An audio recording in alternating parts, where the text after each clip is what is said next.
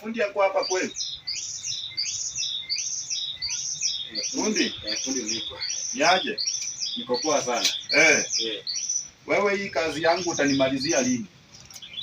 Hii kazi yako nimefanya sasa imepakisha tu rangi tu pekee. Hapana, hiyo biashara. Hata ile rangi napanga hata ikaanze muda mwingi. Hiyo biashara yenu nimeanza kuijua. Kitu kutoka last week. Nikikuja unaniambia ati ningoje. Leo haisi pita. Hata last week ni Saturday nikikuja ulikuwa unaniambia ati nikikuja siwezi kosa. Angalia nikwambie customer. Rangi tunapaka hiyo inakaukanga haraka sana. Sasa by jioni itakuwa sawa. Jioni ya saa ngapi na saa hii saa 9? Jioni ya saa ngapi wewe unasema? Hii inakaukanga na saa moja. Hapana. Wewe kuja saa 11. Nimekuja kukundua kumbe fundi mzuri peke yake ni ule wa kinyozi.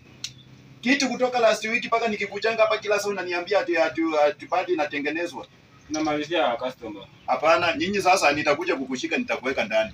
Nikikuja hii masaa yenye unasema saa hizi unasema ni jioni na ni saa 9. Wacha nikuje saa 10. Nikikuja nikosa hiyo kitu hatutaongea tena. Sitaki biashara zenu hizo za uongo. Nitengenezee bwana. Iko wapi kwanza? Kutengenezea. Iko wapi? Workshop uko nyuma.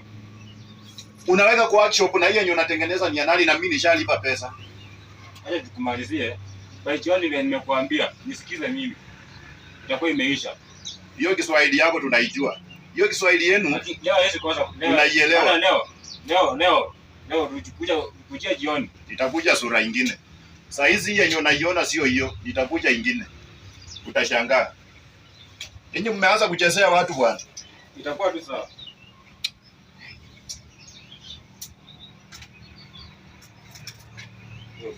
Huyo customer anipeleka mbio.